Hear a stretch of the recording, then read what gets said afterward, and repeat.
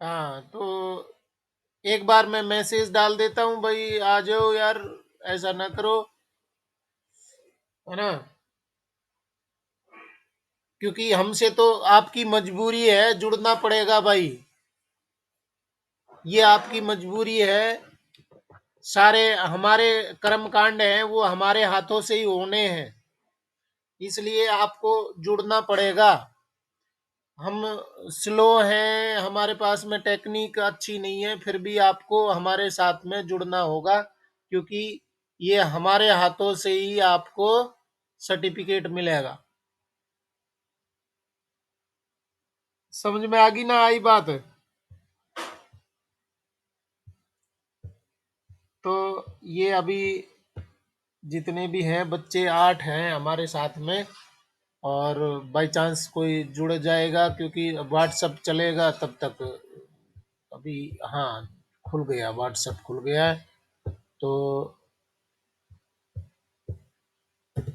Message डाल देता हूँ।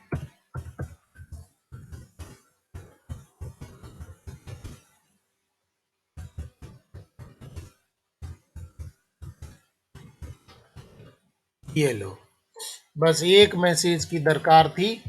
और अभी आप आ जाइए, आपको ये बता दीजिए कि स्क्रीन दिख रही है कि नहीं दिख रही?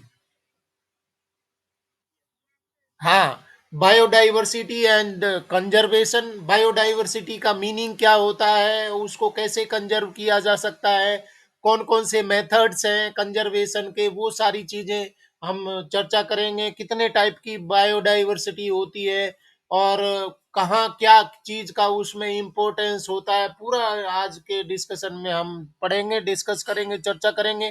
क्योंकि टर्म सेकंड का लास्ट चैप्टर है बायोडाइवर्सिटी एंड बायो कंजर्वेशन। तो इसको पूरे डिटेल में हम करेंगे। कौन कौन से टॉपिक आज हम डिस्कस करने वाले हैं?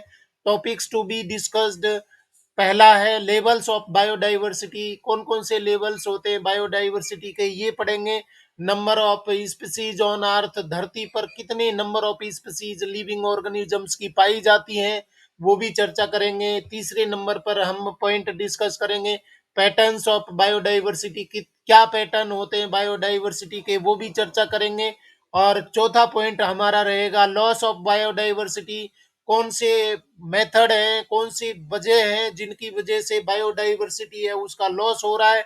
और लास्ट में पॉइंट है हमारा बायोडाइवर्सिटी कंजर्वेशन, कि जो लॉस हो रहा है उसको हम कैसे बचा सकते हैं, कौन कौन से उपाय हैं जो हमें करने चाहिए, क्यों बायोडाइवर्सिटी है उसको कंजर्व करना जरूरी हो जाता है। ये सारी चीजें आज के डिस्कशन में हम करेंगे। सबसे पहले डिस्कस कर लेते हैं। Biodiversity is the diversity of biological organisation ranging from cellular macromolecules to biomes. मतलब बायोडाइवर्सिटी का मतलब क्या है? बायोडाइवर्सिटी का जो वर्ड मीनिंग होता है, बायो मीन्स लाइफ और diversity means kinds. Various kinds of living organism present on the earth, धरती पर विविध प्रकार के जीव जंतु पाए जाते हैं, जिसको हम बायोडाइवर्सिटी बोलते हैं। और ये बायोडाइवर्सिटी है वो कहाँ से शुरू होती है? सेलुलर मैक्रोमोलिक्यूल से लेकर के बायोम्स तक होती है। क्योंकि आपको पता है कि सेल टू सेल जो उसके कंपोजिशन है वो वेरी करते हैं, उसके अंदर मॉलिक्यूल्स हैं, मैक्रो मॉलिक्यूल्स हैं, बायो मॉलिक्यूल्स हैं, वो वेरी करते हैं। तो बायोडाइवर्सिटी है वो सेल से लेकर के और बायोम्स तक, बहुत बड़े एक एरिया तक लिविंग ऑर्गेनिजम्स हैं, उनमें कुछ वेरिएशंस होते हैं, कुछ चेंजेज होते हैं। और इसी को हम क्या बोल रहे हैं? Biodiversity. Edward Wilson popularised the term biodiversity. Edward Wilson है, उन्होंने ये फेमस बनाया, बायोडाइवर्सिटी को प्रसिद्ध बनाया था कि क्या मतलब होता है बायोडाइवर्सिटी का। और लेवल्स ऑफ बायोडाइवर्सिटी बड़े अच्छे से उसको एक इमेज के फॉर्म में रिप्रेजेंट करने की कोशिश करी है, कि बायोडाइवर्सिटी है एक परी के रूप में उसको रिप्रेजेंट किया है।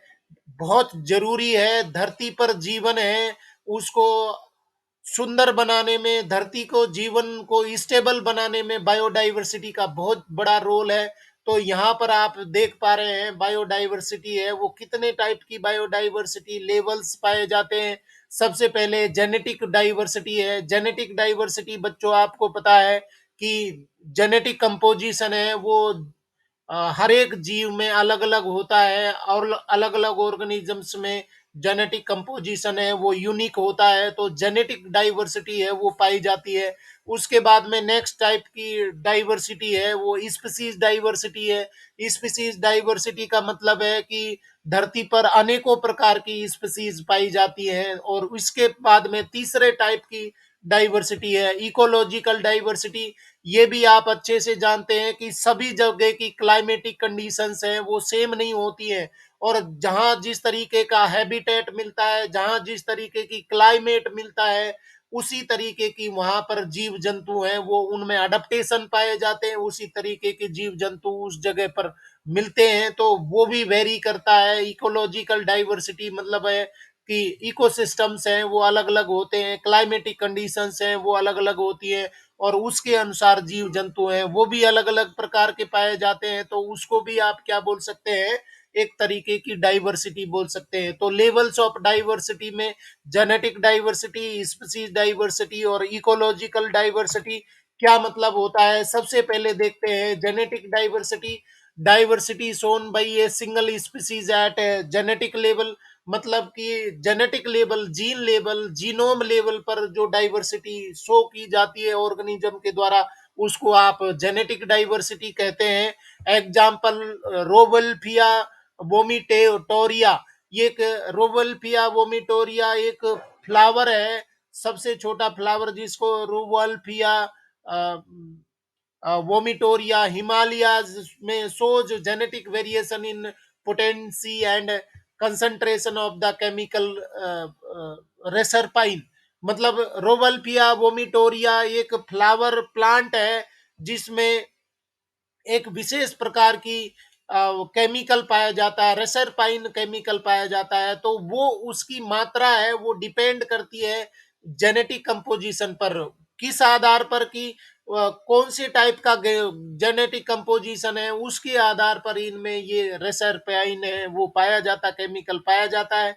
तो कहने का मतलब है कि ये जेनेटिक लेवल पर वेरिएशंस होते हैं और केमिकल कंपोजिशन है उसके आधार पर बदलता है, लिविंग ऑर्गेनिजम्स के करेक्टर चेंज होते हैं, तो ये कहलाती है जेनेटिक डाइवर्सिटी। इसके बाद में India has more than 50,000 different strains of rice and 1,000 varieties of mango। मतलब 50,000 प्रकार के स्ट्रेन मिलते हैं, प्रकार मिलते हैं, और वो प्रकार है वो किस आधार पर बने हैं, वो उनके जेनेटिक कंपोजिशन के आधार पर। जेनेटिक कंपोजिशन में चेंजेज होते हैं, वेरिएशंस होते हैं, अंतर होते हैं, और उसके आधार पर ये 50,000 प्रकार के राइस की स्ट्रेन है, वेराइटीज हैं वो पाई जाती हैं। भारत में लगभग 1,000 प्रकार के मैंगो की वैरायटी पाई जाती है। इसका मतलब है कि उनके जीन में थोड़े बहुत चेंजेज होते हैं, और वो चेंजेज ही कारण बनते हैं अलग अलग टाइप के मैंगो को बनाने में। उनकी जो खुशबू होती है, उनका जो टेस्ट होता है, उनके जो शेप साइज होती है, वो निर्भर करती है किस पर, जेनेटिक डाइवर्सिटी पर। इसके बाद में नेक्स्ट देखिए स्पीसीज डाइवर्सिटी। स्पीसीज डाइवर्सिटी का मतलब है कि धरती पर अनेकों प्रकार की स्पीसीज पाई जाती है, सारी स्पीसीज है वो एग्जैक्ट सेम नहीं होती, चेंजेज होते हैं, अंतर होते हैं, तो वो क्या कहलाती है, diversity at species level. Example Western Ghats have greater amphibian species diversity than Eastern Ghat.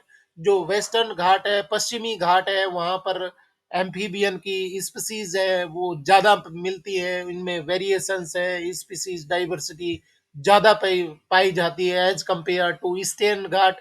जो पूर्वी घाट के बजाय वेस्टर्न घाट में स्पीसीज डाइवर्सिटी है वो ज्यादा पाई जाती है। आप यहाँ पर जो स्पीसीज रिच एरिया है भारत के वो देख सकते हैं, जैसे हिमालयन रीजन है, हिमालय की रीजन है, ईस्टर्न घाट जिसको आप पूर्वी घाट, पूर्वोत्तर क्षेत्र कह सकते हैं। इसके बाद में वेस्टर्न घाट पश्चिमी क्षेत्र कह सकते हैं, जिसमें साउथ का एरिया आता है, और हिंदू कुश एरिया है जो कि ये आपके यहाँ पर राजस्थान और गुजरात और साथ में ही कश्मीर एरिया है वो पाया जाता है। तो कहने का मतलब है कि डाइवर्सिटी है, वो स्पीसीज की डाइवर्सिटी है, वो एरिया वाइज अलग अलग पाई जाती है। कहाँ पर जहाँ सूटेबल कंडीशंस ज्यादा होती हैं, पर प्रेसिपिटेशन ज्यादा होता है, टेम्परेचर ऑप्टिमम रहता है, वहां पर बायोडाइवर्सिटी है वो ज्यादा पाई जाती है। जहां पर कंडीशंस है वो एडवर्स होती है, वहां पर डाइवर्सिटी है वो कम पाई जाती है। डाइवर्सिटी एट इकोलॉजिकल लेवल, तीसरे टाइप की जो डाइवर्सिटी है वो इकोलॉजिकल डाइवर्सिटी है। आप यहाँ पर देख पा रहे हैं कि डेजर्ट है, वहाँ का क्लाइमेटिक कंडीशन अलग होंगी और जीव जंतु भी वहाँ पर अलग प्रकार के होंगे। रेन फॉरेस्ट की क्लाइमेटिक कंडीशन अलग होगी, वहाँ पर जीव जंतु भी अलग होंगे। मैंग्रोव्स जो वेटलैंड्स होते हैं, मैंग्रोव्स फॉरेस्ट होते हैं, वहाँ की कंडीशंस हैं अलग अलग होती है। एस्चुरीज है, जहां पर समुद्र और नदियां एक जगह पर मिलती हैं, वो तो समुद्र नदी मुहाना है, उसको एस्चुरी बोलते हैं। खारे और मीठे पानी का संगम होता है, तो वहाँ कंडीशंस हैं वो समुद्र से भी अलग है, नदी से भी अलग है, तो वहां पर जीव जंतु अलग प्रकार के मिलेंगे। इसके बाद में आप देखेंगे कोरल रीफ्स है, वेटलैंड्स है, एल्पाइन मिडोज है। तो कहने का मतलब है कि धरती पर क्लाइमेटिक कंडीशंस हैं वो सभी जगह पर एक जैसी नहीं मिलती है, अलग अलग कंडीशंस पाई जाती हैं, और वो उसको आप क्या कह रहे हैं, इकोलॉजिकल डाइवर्सिटी बोलते हैं। Diversity at ecosystem level, example in India the deserts, rain forest, mangroves, coral reefs, wetlands, estuaries and alpine meadows are seen. अलग अलग आप यहाँ देख पा रहे हैं, आपको समझ में भी आ रहा है। इसके बाद में नंबर ऑफ स्पीसीज, ये तीन टाइप की डाइवर्सिटी के बाद में नेक्स्ट जो बहुत इंपॉर्टेंट टॉपिक आज हम चर्चा कर रहे हैं, number of species on earth, global species diversity. धरती पर नंबर ऑफ स्पीसीज कितनी है, टोटल नंबर ऑफ स्पीसीज कितनी है, कितनी हमने अभी तक खोज ली है, कितनी भी स्पीसीज अभी तक अननोन है, उनमें से कितनी स्पीसीज हैं वो थ्रेटेंड है, मतलब कि एक्सटेंट होने वाली है, खतरे में है, वलनरेबल है, या बहुत ज्यादा मात्रा में पाई जाती है, उनके बारे में यहाँ पर एक ऑर्गेनाइजेशन बना हुआ है, आईयूसीएन। और आईयूसीएन का फुल फॉर्म आपको पता होना चाहिए, international union for conservation of nature and natural resources. ये आपको फुल फॉर्म पता होना चाहिए, जल्दी से नोट कर सकते हैं आप। International union for conservation of nature and natural resources, that is IUCN. IUCN है वो डाटा पब्लिश करती है, और उसमें जो खतरे की खतरनाक स्थिति में है, जो स्पीसीज है विलुप्त होने की कगार पर है, उनको रेड डाटा बुक बनाई गई है। उसमें लिखा गया है कि कौन सी स्पीसीज है वो खत्म होने वाली है या खत्म हो चुकी है और खतरे में जा सकती हैं। तो वो सारी चीजें आज हम चर्चा कर रहे हैं आईयूसीएन में। According to IUCN 2004, more than 1.5 million species described so far, मतलब अभी तक कितनी मिलियन स्पीसीज खोजी जा चुकी हैं, 1.5 मिलियन स्पीसीज है वो खोजी जा चुकी है, उनके बारे में लिखा जा चुका है, पता लगाया जा चुका है। इनको आप कह सकते हैं रिपोर्टेड स्पीसीज है। अकॉर्डिंग टू रॉबर्ट मेज, global estimate about 7 million species would have on earth। Robert मे ने ये बताया गया कि धरती पर टोटल 7 मिलियन स्पीसीज है वो पाई जाती है, और उनमें से अभी तक 2004 तक कितनी मिलियन स्पीसीज खोजी गई है, 1.5 मिलियन स्पीसीज है वो उनको खोजा गया है। मतलब अभी बहुत सारी स्पीसीज है वो अननोन है, उनको अभी रिपोर्ट ही नहीं किया गया है, खोजा ही नहीं की गया है। तो बच्चों आपके लिए एक स्कोप है कि आप आगे जाकर के साइंटिस्ट बने और नई नई स्पीसीज खोजे, आपके नाम से वो रिकॉर्ड हो और आपको नोबेल प्राइज भी मिले, ये हमारी कामना है, इच्छा है। तो रॉबर्ट मे ने लगभग जो उनका एस्टिमेशन है 7 मिलियन स्पीसीज के बारे में बताते हैं, और अभी तक खोजी गई है 1.5 मिलियन स्पीसीज। मतलब कि यहाँ पर कितने मिलियन स्पीसीज रह गई है, 4.5 मिलियन स्पीसीज हैं वो अननोन है, अनरिपोर्टेड है। He considered the species to be discovered in the tropics, that is only 22% of the total species have been recorded so far। मतलब जो ट्रॉपिक्स में है वो सबसे ज्यादा स्पीसीज है वो खोजी गई है, वहां पर 22% स्पीसीज ट्रॉपिक रीजन में पाई जाती है, इनके बारे में बताया गया। और यहाँ पर आपकी बुक में ये ग्राफिकल फॉर्म में पाई चार्ट के द्वारा रिप्रेजेंट किया है कि कितनी बायोडाइवर्सिटी है, स्पीसीज डाइवर्सिटी धरती पर पाई जाती है। सबसे पहले पाई चार्ट के बारे में चर्चा कर लेते हैं। यहाँ पर आप देखेंगे इंसेक्ट्स हैं वो सबसे ज्यादा, अगर इनवर्टिब्रेट की बात करें तो इंसेक्ट्स की स्पीसीज है, नंबर है वो ज्यादा पाए जाते हैं। ये आप देख पा रहे हैं सबसे ज्यादा पाई चार्ट में इंसेक्ट्स है। उसके बाद में दूसरे नंबर पर यहाँ पर अदर एनिमल ग्रुप्स है, मतलब बाकी सारे एनिमल ग्रुप्स हैं वो इसमें रखे गए हैं। और तीसरे नंबर पर मोलस्कन है, मोलस्कन है उनकी भी स्पीसीज वेराइटीज है वो ज्यादा मिलती हैं। और ये है क्रस्टेशियंस। तो इस तरीके से इनवर्टिब्रेट्स को यहाँ पाई चार्ट के द्वारा रिप्रेजेंट किया है। इसके बाद में वर्टिब्रेट्स को आप बोले तो 50% लगभग फिशेज की वेराइटीज है, स्पीसीज पाई जाती है, मतलब आधी फिशेज है अगर मैमल की ये वर्टिब्रेट की बात करें। इसके बाद में फिशेज के बाद में दूसरे नंबर पर सेकंड लार्जेस्ट ग्रुप है वो बर्ड्स का है, एवीज का है, बर्ड्स है। इसके बाद में रेप्टाइल्स है, तीसरे नंबर पर रेप्टाइल्स है, चौथे नंबर पर एम्फीबियंस है और पांचवें नंबर पर मैमल्स है। तो वर्टिब्रेट्स का भी यहाँ पर पाई चार्ट के द्वारा ये बताया है, नंबर बताया है। इसके बाद में प्लांट्स की अगर बात करें तो लगभग 40% है वो फंगी है और 40% है वो एंजियोस्पर्म्स है, मतलब फ्लावरिंग प्लांट है। इसके बाद में दोनों 40-40 है, बाकी एल्गी है वो उनका नंबर है वो तीसरे नंबर पर एल्गी है। इसके बाद में मोसेज है, मोसेज चौथे नंबर पर, फर्न है पांचवें नंबर पर, और छठे नंबर पर लाइकेंस आ जाते हैं। तो बच्चों ये आप इसको पाई चार्ट है इसको भी कमजोर आंक करके ना चलें, क्योंकि ये परीक्षा में ये पाई चार्ट है यही पूछ लिया जाता है, यहाँ से चीजें गायब करके और आपको पूछ लिया जाता है कि ये पाई चार्ट में क्या दिखाया गया है आपकी बुक में। तो सारे पॉइंट हैं वो आपको डायग्राम भी देखना है, किताब भी पढ़नी है, सब कुछ पढ़ना है, क्योंकि आपका सिलेबस है वो कितना कम कर दिया है ये आपको मजा आना चाहिए। आप उलझे हुए फेल पास के चक्कर में उलझे हुए, आपको 100 में से 100 नंबर मिलने चाहिए, इतना सिलेबस कम कर दिया गया।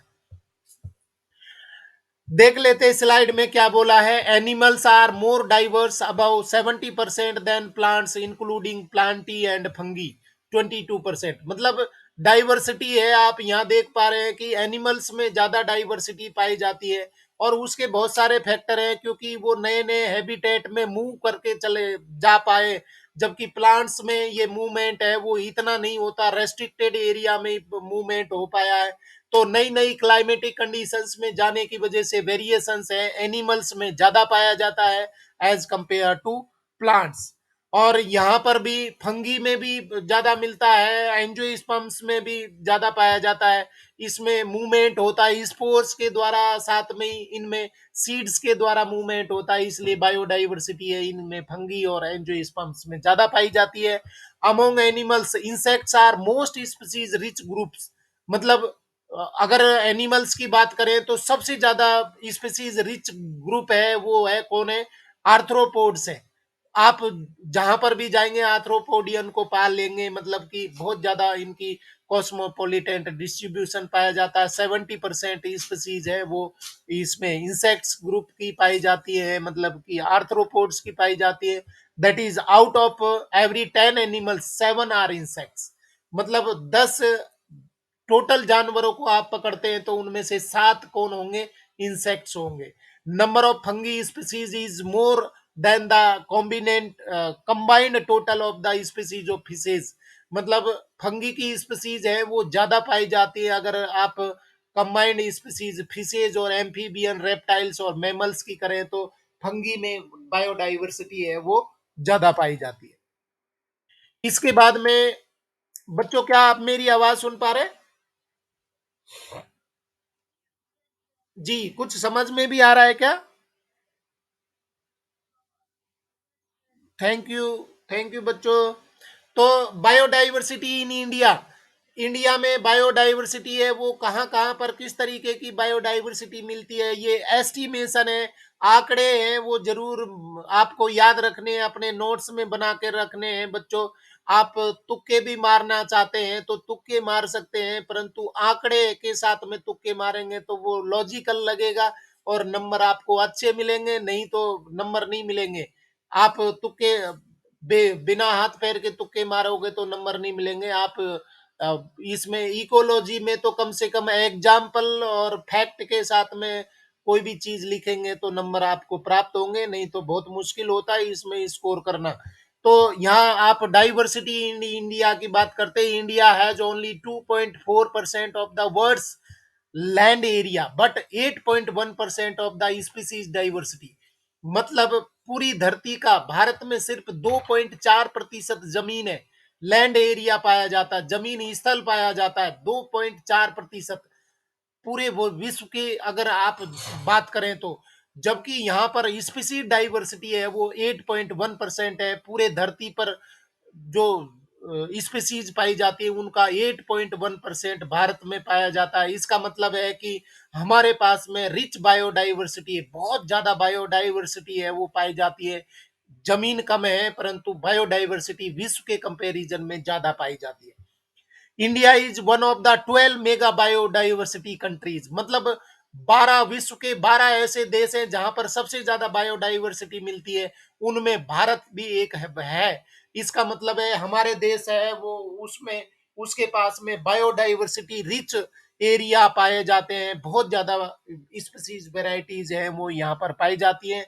विश्व के 12 सबसे घने बायोडाइवर्सिटी एरिया में भारत का नाम है। Nearly 45,000 species of plants and twice as many of animals.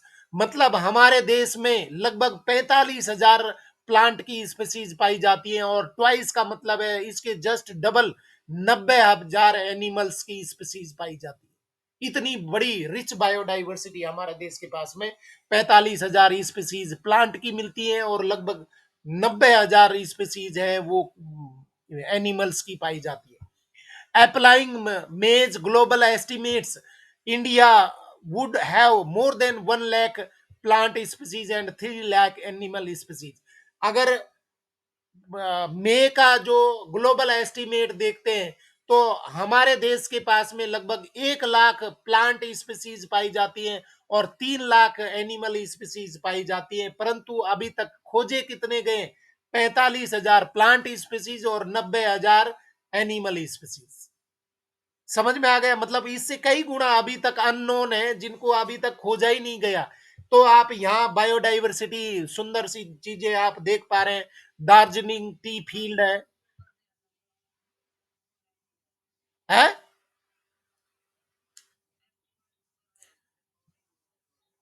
नहीं, फाउंड कौन करेगा, रिकॉर्ड में कौन लेगा? खोजने वाला चाहिए। एस्टिमेशन करना तो जरूरी है। बायोडाइवर्सिटी जितनी दिखा रहे हैं उससे ज्यादा है, कहीं ज्यादा है। पूरे विश्व में भारत में भी कहीं ज्यादा बायोडाइवर्सिटी है, परंतु अभी उसको खोजा ही नहीं गया है, लोग प्रयास ही नहीं करते। आज के जमाने में बच्चों आलसीपन भर गया है, कोई मेहनत करना नहीं चाहता, कोई खोज करना नहीं चाहता। जो आंकड़े आते हैं, जो पेपर पब्लिश होते हैं कि पूरे विश्व में रिसर्च नहीं हो रहे, कोई नई इन्वेंशन नहीं हो रही है, ऐसी खोज नहीं हो रही है जिसने दुनिया को बदल दिया हो। अभी जो खोज चल रही है वो रिसर्च चल रही है। मतलब जो लिखा हुआ है, जो खोजा हुआ है उसमें से थोड़ा बहुत उठा करके कोई पीएचडी कर लेता है, कोई डॉक्टरेट कर लेता, बस खत्म बात। नई चीज नहीं खोजी है। जो दुनिया को पुराने जमाने में ऐसी ऐसी बातें खोज ली गई, मतलब जो इमेजिन ही नहीं कर सकते। न्यूटन है, डार्विन है, इसके बाद में कैप कोपरनिकस है, गैलीलियो है, ऐसी ऐसी चीजें खोजी हैं जो जिनके बारे में लोग सोच नहीं सकते। मतलब वहां कुछ नहीं। ये थॉमस अल्वा एडिसन और राइट बंधु जिन्होंने एरोप्लेन, लाइट, बिजली और क्या क्या, जेम्स वॉट, जिसने इंजन की खोज कर दी, वो चीजें अभी कोई खोज ही नहीं पा रहा है। अभी कोई रिसर्च नहीं कर पा रहा जो पूरे दुनिया को बदल के रख दे, ऐसा कोई रिसर्च नहीं हो रहा है, कोई इन्वेंशन नहीं हो रहा है। अब सिर्फ क्या चल रहा है, रिसर्च। रिसर्च का मतलब है हम कोई चीज, अगर आपको कोई प्रोजेक्ट मॉडल दे दिया जाएगा, दौड़ के जाओगे इंटरनेट पे खोजने, तो आपको खाक नई चीज मिलेगी। तो एस्टिमेशन तो है कि विश्व में बहुत सारी स्पीसीज पाई जाती है, परंतु उसको खोजने के लिए समय देना होगा, वक्त देना होगा, मेहनत करनी होगी। वो हमारे पास है ही नहीं, क्योंकि मोबाइल ने सारा समय खा लिया है। 24 घंटे में से दिन है वो 6 घंटे का ही रह गया, बाकी 18 घंटे तो मोबाइल खा गया। ठीक है, इसलिए खोज नहीं पा रहे। तो सुंदर सी साइट है इंडिया में, दार्जिलिंग टी फील्ड है, कोंकण कोस्ट है, कोंकण एरिया है जो गोवा के एरिया के आसपास कोंकण एरिया है। और ये क्या है, नौकली खली, नो कलीफ खलीफ फैंस चेरापूंजी में, यहाँ ये देखिए। इसके बाद में देवदार फॉरेस्ट, हिमाचल प्रदेश के ये देवदार के वृक्ष का एरिया है। तो बच्चों, एस्टिमेशन तो करना होता है कि जितना रियल में जो हमारे पास में डाटा डाटा अवेलेबल है, उससे बहुत ज्यादा मात्रा में पाए जाते हैं। Biologists are not sure about total number of prokaryotic species because conventional taxonomic methods are not suitable for identifying microbial species. In a laboratory, many species cannot be cultured. मतलब अभी तक बहुत सारी प्रोकैरियोटिक स्पीसीज, बैक्टीरियल स्पीसीज है, उनके बारे में biologist है वो कंफर्म ही नहीं है कि कितनी स्पीसीज होंगी। क्यों ऐसा हो पा रहा है, क्योंकि बायोलॉजिकल जो कन्वेंशनल मेथड है वो सारे प्रोकैरियोट को कल्चर नहीं करवा रहे, नहीं करवा पाते हैं, सबको वहां पर खोज नहीं पा रहे हैं। तो अननोन बहुत सारे पड़े हुए हैं जिनको अभी तक खोजा ही नहीं गया है। वो प्रोकैरियोटिक स्पीसीज के कारण भी यहाँ पर बताए, conventional taxonomic methods are not suitable for identifying microbial species. वो अलग अलग स्पीसीज को खोजने में सूटेबल नहीं है, जो पुराने ढर्रे हैं, तरीके हैं टैक्सोनॉमी के।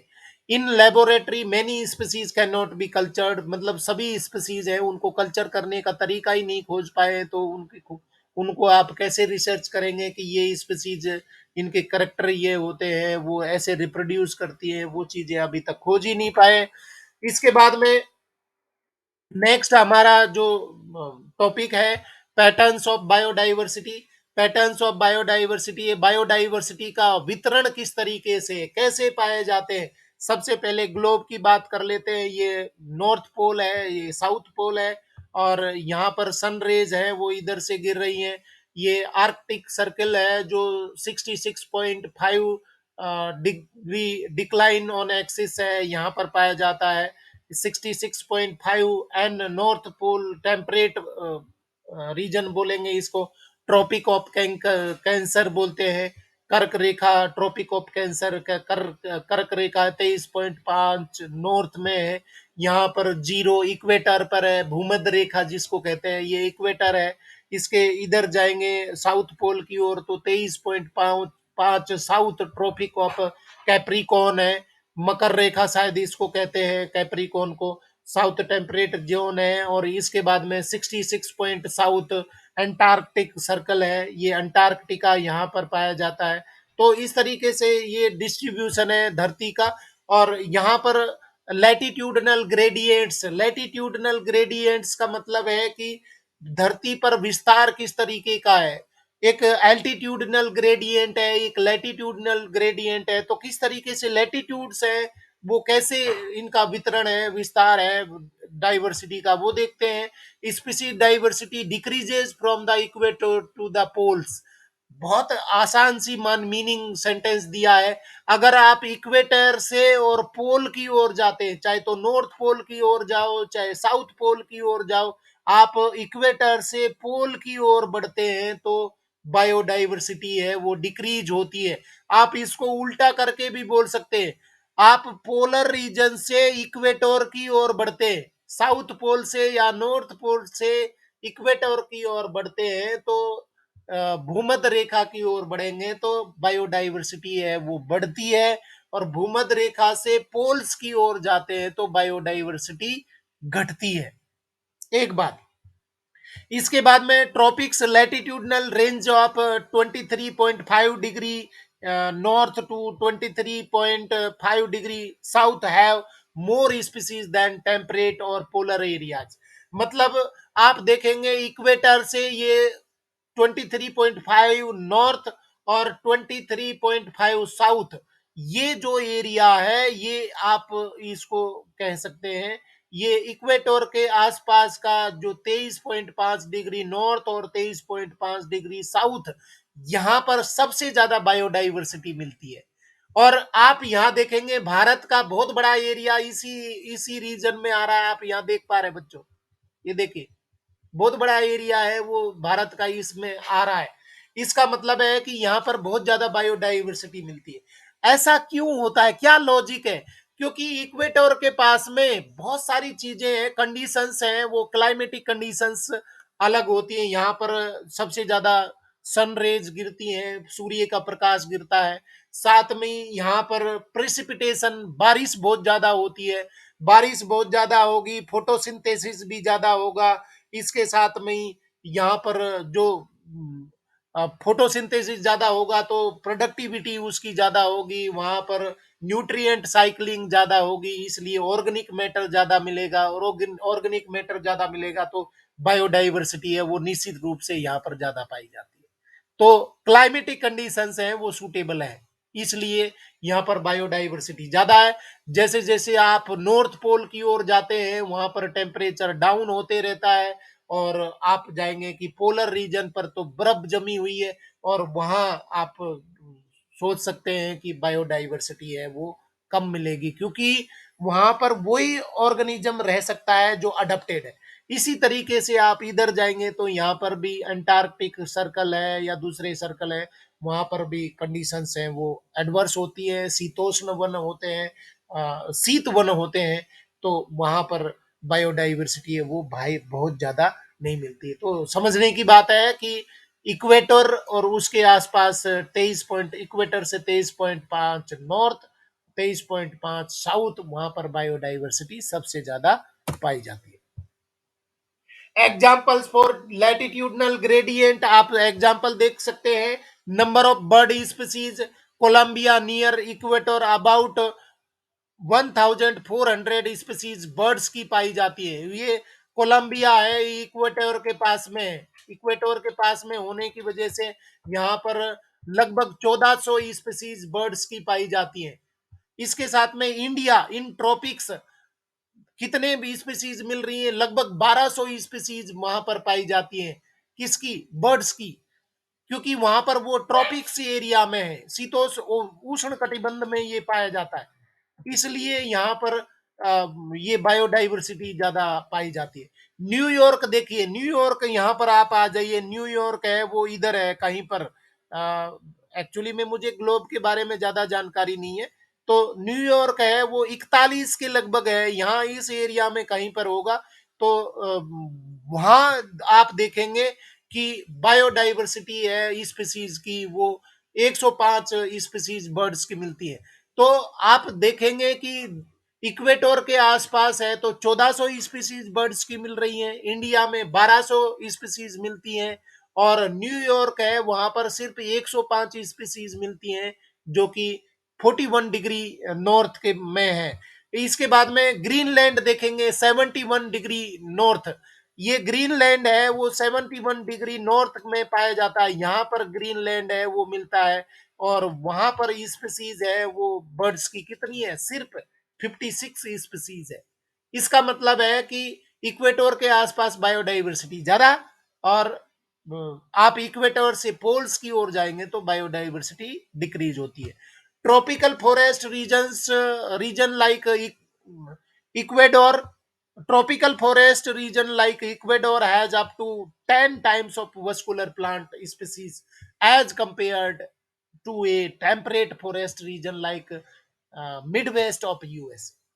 मतलब जो शीतो जो टेम्परेट का मतलब शीत फॉरेस्ट है, शीत कटिबंध है, वहां पर स्पीसीज है, वो बायोडाइवर्सिटी है, प्लांट है, वो कम मिलते हैं, जबकि ट्रॉपिकल फॉरेस्ट है, उष्ण कटिबंध के रीजन में वहां पर 10 गुना वस्कुलर प्लांट्स हैं, वो ज्यादा पाए जाते हैं।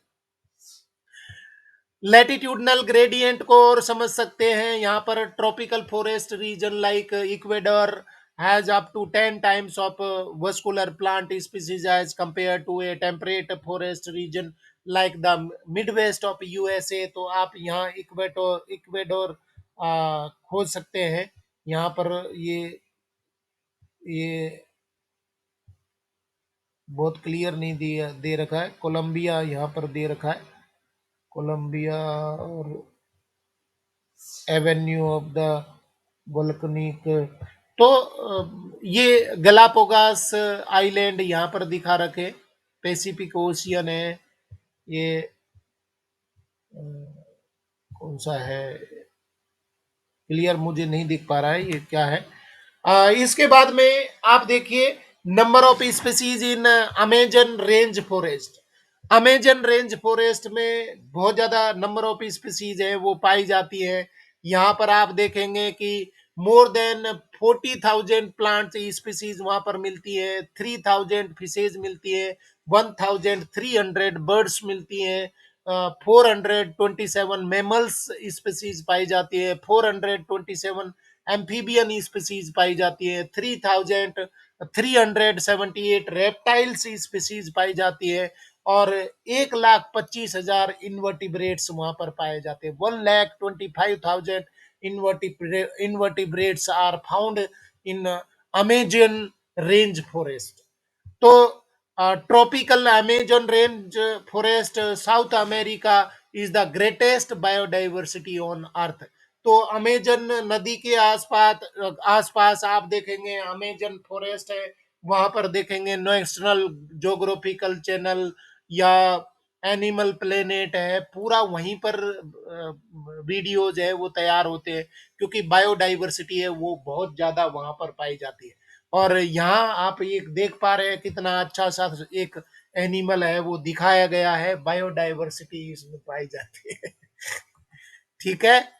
इसके बाद में reasons for highest biodiversity species richness in the tropics. क्या कारण है कि वहां पर ट्रॉपिक्स में बायोडाइवर्सिटी स्पीसीज रिचनेस है वो ज्यादा पाई जाती है। तो बड़ा सीधा सा मतलब यहाँ दे रखा है, सन दिया है, आप ये देख पा रहे हैं, ये पोलर जोन है, आर्कटिक सर्कल है, टेम्परेट जोन शीत कटिबंध है, ये यहाँ पर टेम्परेट जोन शीत कटिबंध है, एंटार्क्टिक सर्कल है, पोलर जोन साउथ है, और ये ट्रॉपिक्स ट्रॉपिक ऑफ कैंकर है, और ट्रॉपिक ऑफ कैप्रिकॉर्न है, ये कर्क रेखा, मकर रेखा और भूमध्य रेखा, ये ट्रॉपिकल जोन है।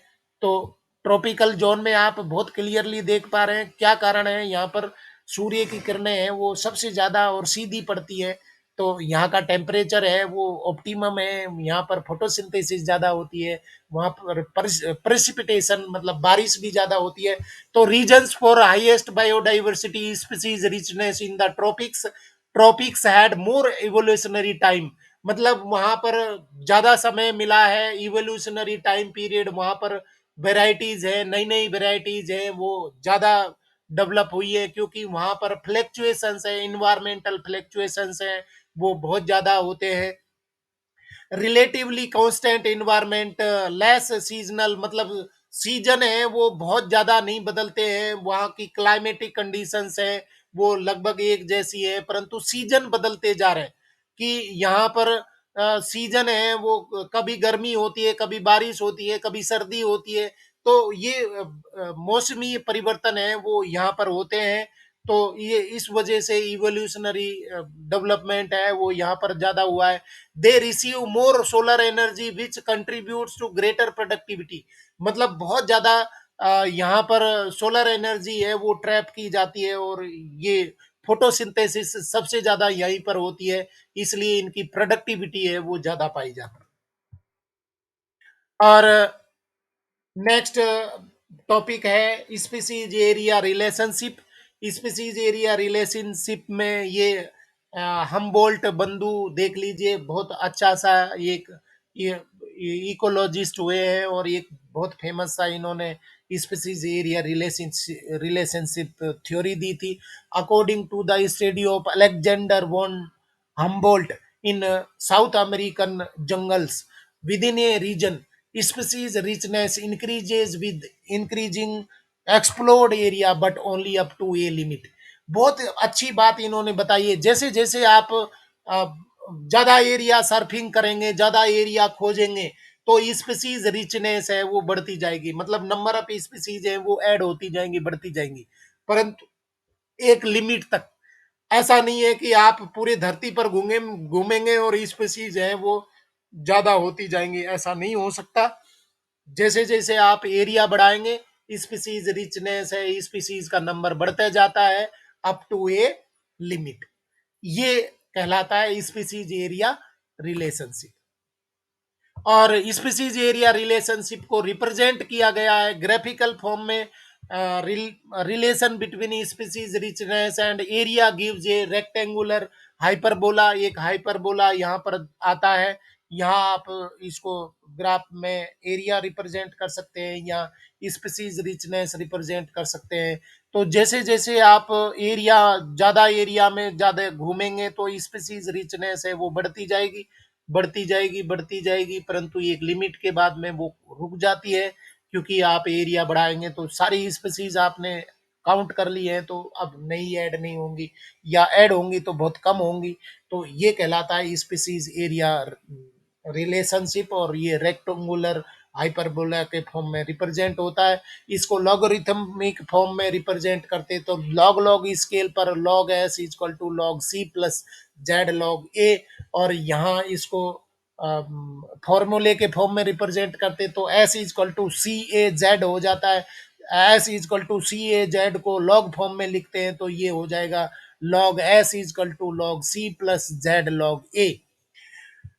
क्या दिया है इसमें फार्मूले में, क्या बताया गया है, वेयर एस स्पीसीज रिचनेस है, इसको यहाँ पर रिप्रेजेंट करेंगे। एस का मतलब स्पीसीज रिचनेस है और ए का मतलब एरिया है, ये इसको इधर यहाँ रिप्रेजेंट किया गया है। और सी का मतलब वाई इंटरसेप्ट है और जेड का मतलब slope of the line regression coefficient है। On a logarithmic scale the relationship is straight line. The equation is, अगर आप लॉगरिथमिक फॉर्म में रिप्रेजेंट करेंगे तो ये स्ट्रेट लाइन आता है, एक्चुअली में वो पैराबोला बनता है। तो स्ट्रेट लाइन लॉगरिथमिक स्केल पर रिप्रेजेंट करते हैं तो ये आ जाएगा log S equal to log C plus Z log A. तो इस तरीके से ये बनता है। Generally, for small areas, the Z value is 0.1 to 0.2, but for large area, example, entire continents, slope of the line is steeper. Z value is 0.6 to 1.2. Example for frugivorous birds and mammals in the tropical forest of different continents, the Z value is 1.15। अगर फ्रूगिवोरस मतलब fruit खाने वाले mammals को, birds को देखें तो वहां पर जेड वैल्यू है वो 1.15 आती है। तो इस तरीके से बच्चों ये आपकी स्पीसीज एरिया रिलेशनशिप तक हमने ये टॉपिक पढ़ा। इसको मैं आपको कैसे फॉर्मूला आया है उसको बताऊंगा। आप यहाँ पर देखिए, स्पीसीज एरिया रिलेशनशिप मशीन लगा लेता हूँ और आपको समझाऊंगा ये फार्मूला एक्चुअली में आया कैसे।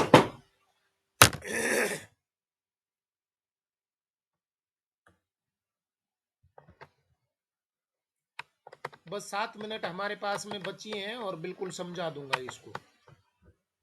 7 मिनट बची हैं हमारे पास में और अच्छे से उसको समझा दूंगा। ये अभी हम यहीं तक इसमें डिस्कस कर रहे हैं, pattern of biodiversity species area relationship. Thank you very much. तो मैं आपको ये बता देता हूं बच्चों